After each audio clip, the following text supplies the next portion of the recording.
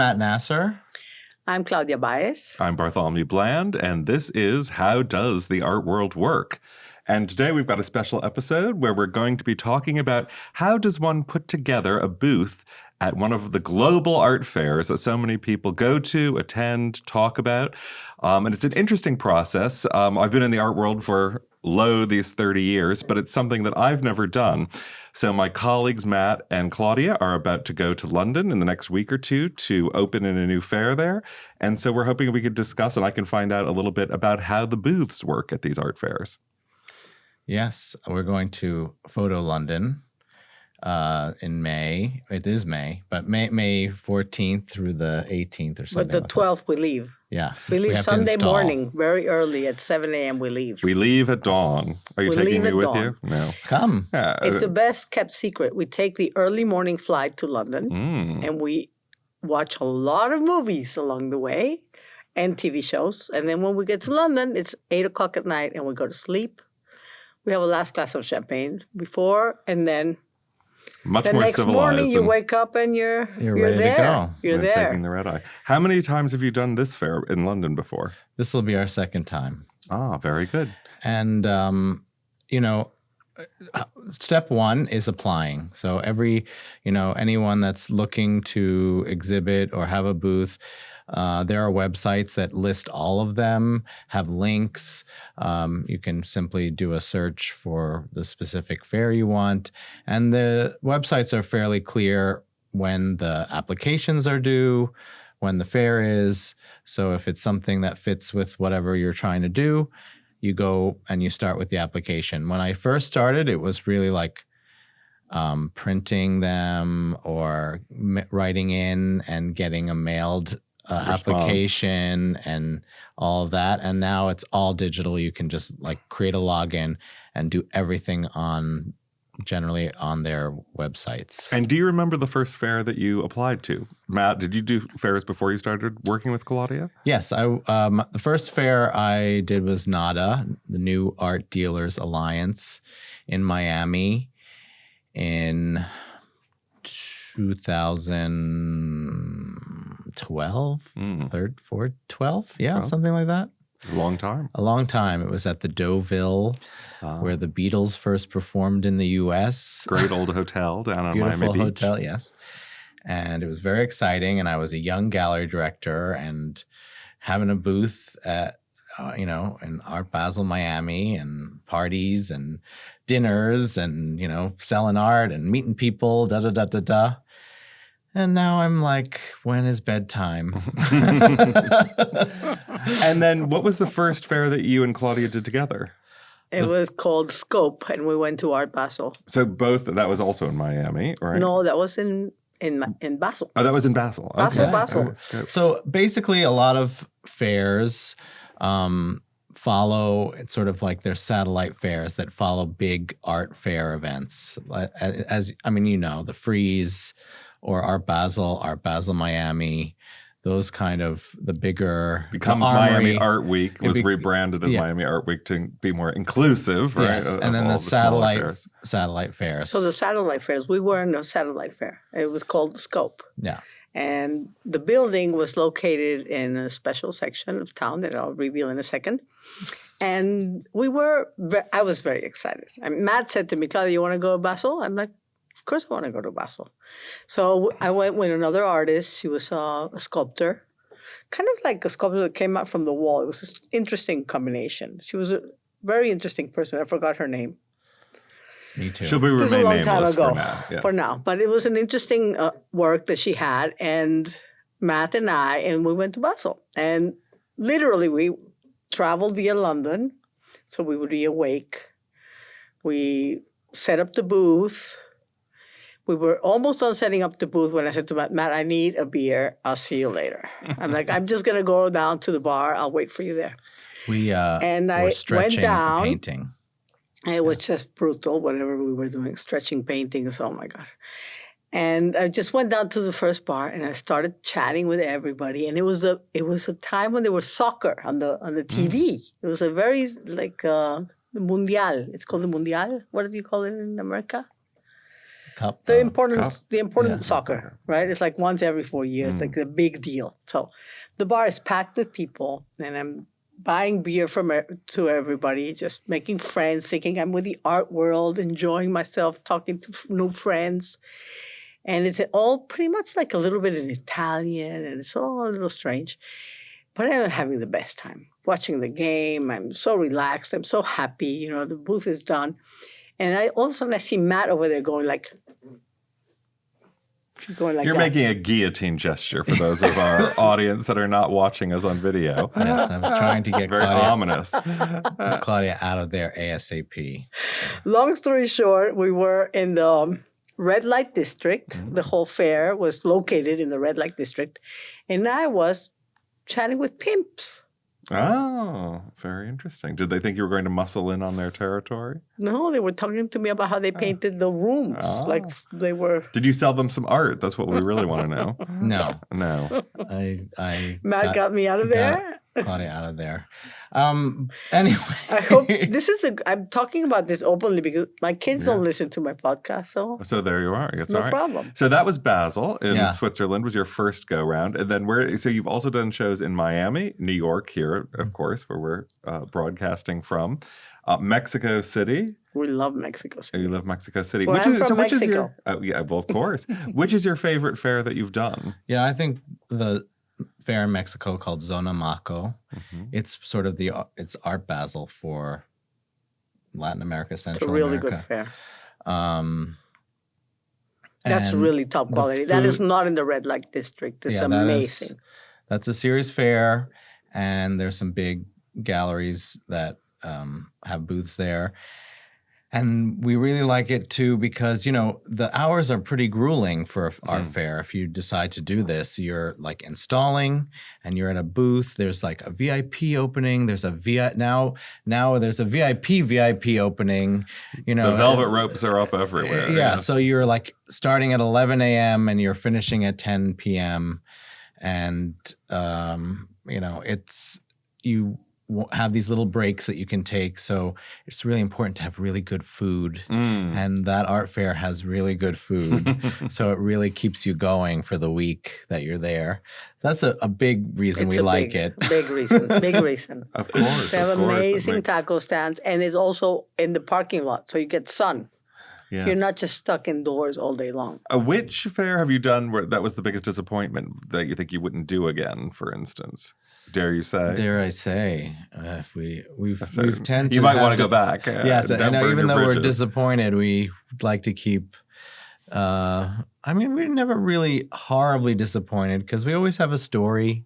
Right. We always have a story. We always learn something. And then what about the practicalities? How far, the real nuts and bolts of it, how far in advance are you applying for these fairs? You're applying 6 months. 6 months in advance. So if you're thinking about starting your own gallery, trying to get in the door, you need to be thinking about your year 6 to 18 months out. Yes. And then what do the prices range? I mean, what is the sort of low end and what is the highest that you can imagine going? I mean, if you're exhibiting at Art Basel, there's millions of dollars are being changed there. And, you know, the satellite fairs can go to like outsider art and there'll be satellite fairs that artists can get booths and not just galleries. And that you can be getting things for $200, $500, $1,000, something like that. So it really is dependent on the gamut of pricing. Yeah. You know, Art Week, like everyone gets a piece of the action, right? It's like whatever the big fish down the chain. Down the chain. So I think, you apply 6 months out and you have an application process. Sometimes fairs have themes. And what does that application process look like? Are you making an artist statement? Are you making a statement about the artist you're proposing bringing? Are you doing thematic shows? What kind of process are you actually going through to do that application? Yeah, I mean, it's fair by fair. Some, like I was saying, some fairs have themes and are trying to really have a hand in the curation of, you know, the booth. So it's like there is like an order of things. The fair has an idea of the galleries it wants to show, and they get that fair, so they'll ask maybe for your programming. So they'll see what kind of programming you do, what kind of artists you show, how long you've been around, just so that they have an established galleries. And then there's sections. Sometimes there's sections to fairs, so there'll be like a section for new galleries for people that it's their first time. Or for solo shows, for instance. What are they often called? Focus exhibitions or that kind of things. Is there ever a process of negotiation with the fair directors where they'll say, all right, we sort of want you to come, but we don't like this artist. Could you do more of this? I mean, is there any sort of horse trading going on, or does it tend to be a dry yes or no? Well, I'd say if you're new to it and you don't really have a relationship prior, it does seem very sort of you're in or you're out. Once you're in to a fair, you get to know the people working the fair. They understand your gallery programming. There is more of that. Sometimes you even skip the application process, which is probably, I don't know how. You're just grandfathered in, as it were. Yeah, they're like, we have a booth for you. Right. Oh, how much? You can haggle on the price of that booth. You can propose artists, and they can come back with you with yes or no, and work with you on the booth that way. And you're not really, and then you can sort of apply retroactively, having that agreed upon. I've noticed also that they walk around, the directors of the booths. The directors of the fair looking for what they like. And they go and they sometimes ask you, like, oh, would you like to come next year? Or with this artist, I like this artist in your booth. Will you bring them? Right. Like, okay. So, they are picking a little bit and choosing. And then what about placement? What do you consider good placement at a fair? Is it good to be by the front door, to be by the bar? Have you noticed any difference in the kind of reception you've gotten? That is like, it's pretty touch and go, There's really not that much you can do. You can. Like when we went to Sonamaco and I went with an art dealer that had a lot of power, she upgraded her location. She demanded a good location, and we got a prime location right in the center aisle. Right. Which is always, nice. But I'm not that difficult or demanding. I kind of always get a good. I don't know be why. Nice. Matt is he's always be nice, lucky or something. I don't know how you do it. But no, I mean also I don't think. One thing that I've learned also is not to depend on magical buyers to appear at these art fairs. The art fairs are their priority is to make it appear as though this is a collection of galleries that have been selected, that are the cream of the crop, in their category, and they're giving you the hottest artists so that you can go to this fair and you can just see everything that's, now, new, the future, that kind of thing. In reality, these are organizations that need to make money and they have to fill X number of slots. And they need to fill booths. Right. So they are making deals left and right with whoever can cough up the money for the booth. Within reason. I mean, and so there is like a hierarchy of fairs. And have you ever heard of anyone cutting discounted deals as they get closer to? Absolutely, I've gotten discounted deals. Really? Of like, oh, we have an extra booth. Can you do it? Yes, and it's a good price, and I can figure it out, and you can. So if you were running a smaller gallery and you were trying to sort of get into or sort of edge up into the next category, it might be worth it to wait to the last minute and see if there was something to be a deal to be cut. But you have to have at least a phone number or somebody you need to talk to make the deal. No, it's not like without having done the application, last minute talk to somebody. No, I think it's back to there's a homeostasis, but during the pandemic times, I think there was real, even the really good fairs were taking who they could get. Yes. All right. And that was very advantageous for us to get into higher. You moved up several tiers in for various that. fairs. So I mean, in that way, you can negotiate where your placement is, where, how big your booth is. Oh, I paid for this booth, but we're going to give you a bigger booth. Bigger booth, yeah. Because Yeah, but More Matt square footage. also, like, you do work hard to get the application out. I mean, he puts Yes. the booth together and he makes like a design, a mock-up thing shows what artist next to what artist, or what he's going to do on the Scaled wall, paintings. or what he's going to. And it's always like a little touch and go when you get there. You It's have not to quite what you anticipated. So I was going to say, yes, getting back to the nuts and bolts of it. First of all, how do you get your art there? We know that you take the good flights, right? The advantageous flights. Is the art traveling with you in your valise, or is it going separately? Traditionally, we've taken it with us. Traditionally, you've taken it with you. But this time is the first time when we shipped it. we're shipping it. So you'll see how that goes. We're moving up in the world. Moving up in the world. Very good. Yes. And then do you have like a little black bag of rulers and slide levels and things like that? Or do they give you all that stuff when you Matt get there? has all I that. have to bring everything. You bring everything. Bring everything. You can't assume there will be anything. It's every booth for himself during No, install. they lend you things. I go around begging. They give you. You go People around begging. share. Very sweet. Yes. People okay. share. And then So I try to have everything, so I don't have to do that. And now you have to check that stuff. They don't want you to bring the hammers and drills onto the plane. Check it, right? check it, Check yeah. it. Check it all. And when you get there, what about the lighting? The Always security a for the problem. booth? Yeah. The lighting always a problem. We always Yeah. need more light. We always need to wait for the electrician. We always need to pay extra. They get you last minute. So generally, there's like you do a mock-up of the booth, Mhm. and then you sort of plot your lighting. But I've never been to I've never come to my booth and the lights have been where I've said to put them. They're just generally there in the area. and then people come around after you've installed to focus the them in on- lights, and then you're trying to get their attention, trying to get them to your booth. That's part of it. So you would generally have a mock-up in the application process. They want to see images of the artwork. They want to have the sort of the bios, the CVs of all the artists. Like I said, they want to see your programming as a gallery. If it is an artist booth, they definitely want to see where you've shown and what your work is like, and have an artist statement. And then some fairs will have themes, so then you do have to have like a little couple paragraphs of how you think these artists, like an exhibition statement. Right. How it ties How it in with the ties, feminine mystique or whatever they're trying to do. Whatever they're trying to do at that Their moment. agenda of the section. Yes.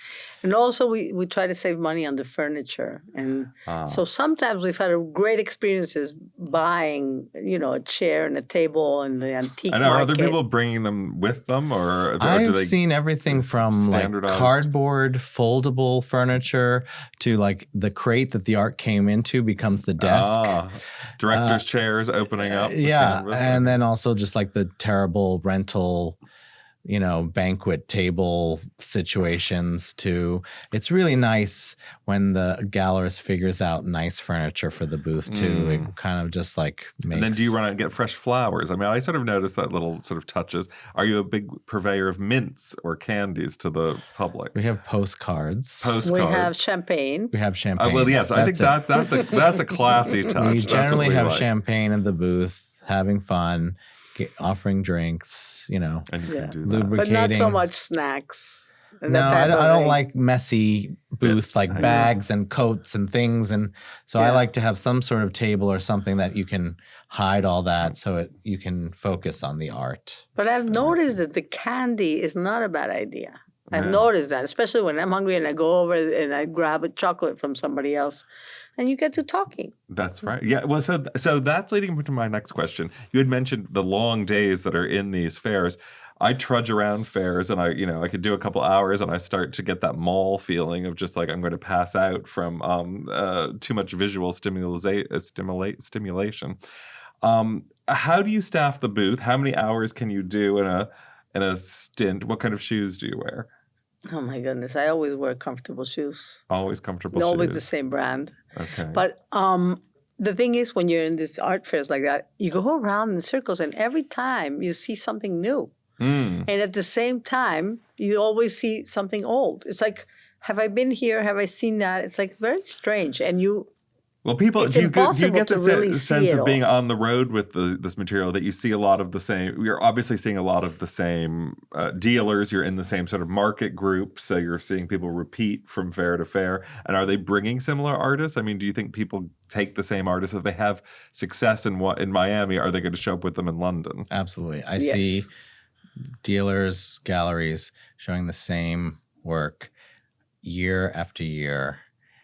And they must be Same- doing well with it, or they would Yeah. change, Yeah. right? Yeah. But I think this, going back to something that I've learned fairly recently was, we've gotten into better fairs, hoping that we would get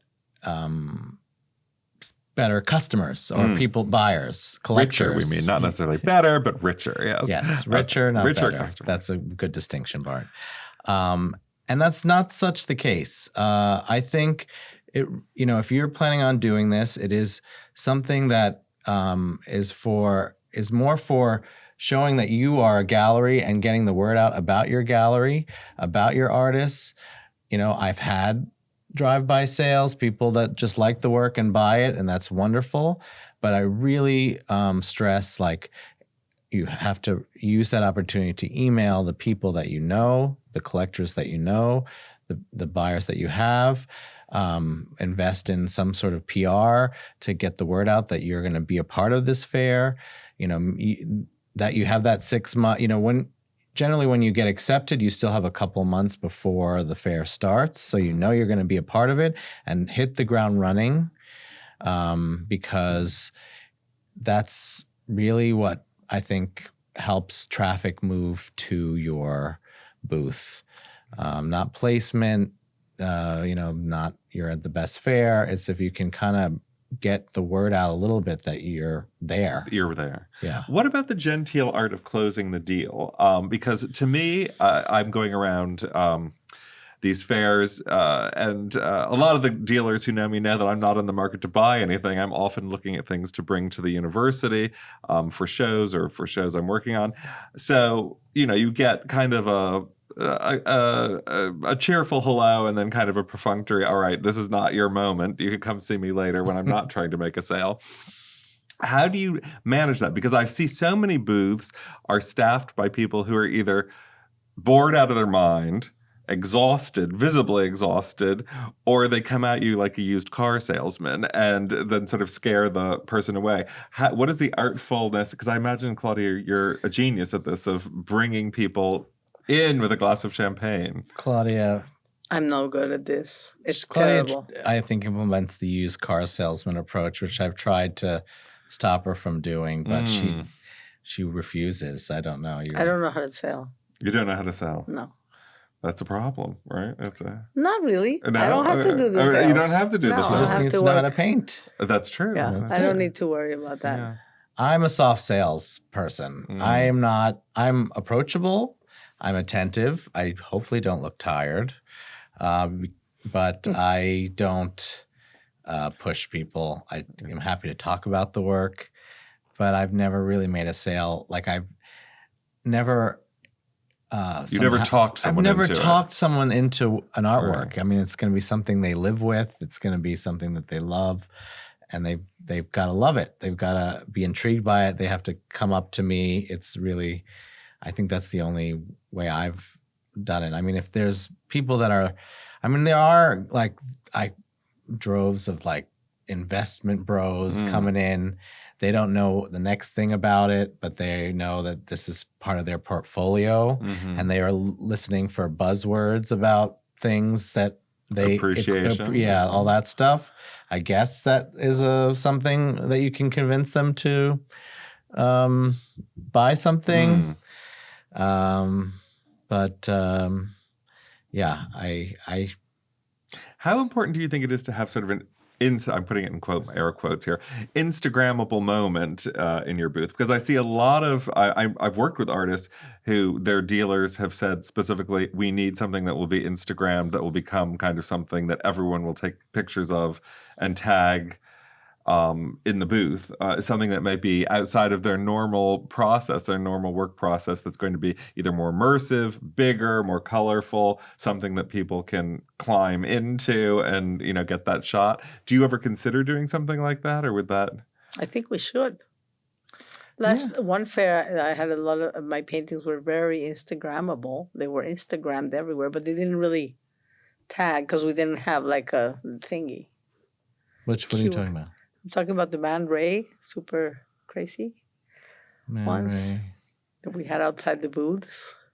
Oh, well, yeah. Yeah, those were little. Those might get flagged by Instagram, but yeah, it's a delicate balance. It's a delicate balance because you can see, you can see booths that are like a flea market, like they've hung everything, and that is horrible to me because if you're thinking of art as valuable, it cheapens the art. It's sort of like, what is valuable here? It's there's nothing, everything. It's not a curated experience. It's not a curated experience. So there's a fine line, and then there's like the shocking art that will get the Instagram pictures, but who are the people that are doing that, and are they someone that's going to write about the work? Are they going to help the artist in some way? Are they just in Miami to like look cool and take a selfie with art and go to? It's interesting what can bleed from the fair into kind of more popular culture. I was reading about, was it last year or the year before at Art Basel? There was an artist who you put in your bank card and your balance was that 2 years ago? I think? 2 years ago. And that it went, up into the ceiling of this big giant screen. Yeah, people were looking at how much money everybody had. Everyone had. Yeah. And that as a concept, I don't know whether it was just a flat out capitalism or it was a critical commentary on capitalism. It was sort of hard to know, but that is now being adapted to New York nightclubs, where the guys who are going to go in stick in their card to sort of see if their bank balance meets the requisite $50,000 to get access to go into the club. So it's interesting that these things sort of take hold in fairs and then kind of that's super interesting. Yes. So this is like to get into the perhaps nightclub. We should go to the nightclub and try to get ourselves in. Yes. You have to show your credit card. But I'm too tired after the art fair. I think actually that was a very clever stratagem. piece. Yes. Well, it certainly drew attention. It did straddle that line that it's like a social commentary, great for Instagram, great for a reporter, a writer to write about, and pretty interesting. If you could know what the guy next to you was worth, it is a good social experiment. But it is. So, how much do you think like art should be talking about politics? I think it should. What did you say? All art is political art? That was not me. Oh, okay. That was Claudia. Oh, that was Claudia. One of our previous casts. Just rounding out, finishing up, talking about the fairs. Yeah. What about the other element, which we just alluded to at the beginning, which is the entertaining? How much of that business is done, Claudia? Because I know you were wonderful at entertaining at these events. Do you feel like a lot of business is transacted at those events, or the sort of socializing that goes on around all of the fairs? I don't understand the question, Bart. Is it fun? Well, no, not is it fun. Is it successful? Is it fruitful? That's what I'm saying. Fruitful. I think that's a very big question. I mean, fruitful is like, do you make ends meet? Or do you just make a social contact? Right. Which could be fruitful down the line. It's hard to say. I mean, for me, it's been fruitful because my paintings get out of the studio. They don't stay in, and they travel and they get away, and I'm very happy to dismiss them and have them moving around. For me, it's fruitful. Right. I find enough places and people that want them that I can you can bring them. Yeah, that they so they it's find a homes. good thing for me. Yeah. Very nice. Because I'm very prolific. I paint a lot, but I found out that it's very good to not be very prolific. Syrah apparently is the biggest seller. I heard this whole guy talking about Christie's and sales, and Syrah not many paintings, right? Sold more money for whatever it was than a Van Gogh. I think that was for the sale of the co-founder of Apple. I think it was his small version of Yes. artists and models that Yes. sold for well over $100 million. And yeah, so there's Paul, this what's his name? scarcity. Paul, what was his name? The co-founder of Apple? Paul something? No? I forgot his That's name. completely out of the top of my head. I forgot his name also, but they were talking about him and his sale, and it was a big thing. And just because of this Paul Allen. Paul Allen. Seurat being so non-prolific, making very few works of art, they are more valuable. So maybe you could continue being prolific and then destroy half your oeuvre. That's an idea. Yeah. Wait to see it. Like a bonfire. Exactly. That could be a performance art piece in the booth. I just don't like burning my things. All artists are. You should give them to your dear friends, Claudia. We're attached to them in the sense that we can't burn them, but we definitely can give them every now and then to somebody we really like. Of course. Don't tell that at the booth that people will want to try to, get them away from you for low pennies.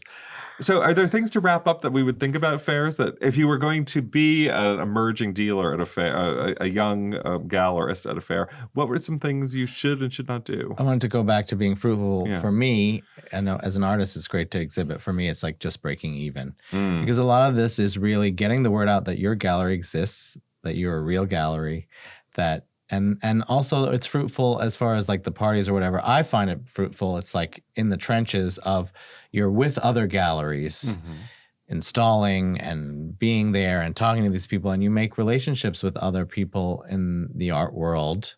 And you see them from venue to venue. And you're okay, that's someone in the community. And that leads to things. That leads to sharing contacts, that leads to sharing spaces or swapping spaces for curation and swapping artists. It leads to lots of different things, just being a part of it's like sort of the trauma bonding that happens at the art fair. That's always success, but it really is I think the successful thing is to get the word out that you're there. I have one very weary friend who's a gallerist. She referred to it as like, what do they call roadies who are on the people who go with the carnival, to mount the carnival and take it down, the circus, put it up, take it down. She feels like that going, they're doing 9 or 10 a year, and some of them are intense, so they're really doing that. Do you get pressure from, on the other side, from the sort of roster of artists, people who want to be seen, or they're asking you, flat out, which fairs are you doing, and can I be included in this fair? Does that come on the other side of the gallerist experience? The artist is very antsy about being included in the particular fair? I work project to project, so I don't have a stable of artists, so I don't have like constant people asking me to be in their fairs. But you certainly get it in the fairs. There'll be people trying to connect with you at your booth. Was that a good proportion? I hadn't really thought about that. Are artists coming by and telling you about their work rather than looking at what you have on sale? Exactly. And artists, that does not work. Do not do it. That's a good piece of advice. Yes. Don't bother. Do it at the party when someone's had a few drinks or, not at the booth. We're trying to do something there. We're trying to talk about the booth. We're trying to sell the art that's there. I'm not looking at a portfolio from you right there. No. It's a bad place. Good to know. It's the same as the same thing Ernesto told us. When you walk into the gallery and you want to show your work, don't do it. You have to pretend to be interested in the work. And the work hanging on the walls. Yes, you have to pretend, or genuinely be. Well, also I can because we can tell. Well, I think that's also the other question Ernesto had mentioned of people. A lot of artists just run into a particular gallery and like, look at my stuff. But perhaps taking the fairs as an opportunity to really look at what a lot of different gallerists have and see how your work might complement the artists that they do have in their stable or have on view, or might provide an interesting contrast to it instead of come up with a justification yourself that you could sell to the gallerist. Absolutely. Yeah, absolutely. That's and the way. And a gallerist can do that too. Yeah. It's Like, a what lot am of I it's a lot of showing? work from the part of the Have artist. you ever had anyone poach one of your artists out of, like, another gallerist come by and say, "Oh, I like that," and then your artist Yes. gets an offer? You Yes. have? Oh, Yeah. that's very interesting. Yeah. I've had other gallerists claim that they were the person that discovered artists that I've shown. Very interesting. Yeah, it's all PR. It's all spinning. So that's why I say get the word out. That you're doing you it. can Let the record show. Yeah, so the record can show. Yes, very nice. Yeah. Well, thank you guys. Well, I that feel was like I've fun. learned a lot on this session of our podcast because you sort of pulled the curtain back on a process that I've never really participated in from the back end. So thank you very You're much. Maybe invited if we'll you want rope to you come in. with Yeah. us. Yes, perhaps I anytime. will look behind the curtain. We'll be in Photo London. Come and Okay. visit. Yes, and all of you listening May should come to Photo London. 14th. Yeah. You can Yeah. curate a booth sometime. Yes, that would be fun. Okay, cool. We need your help. Bye. Bye. Bye.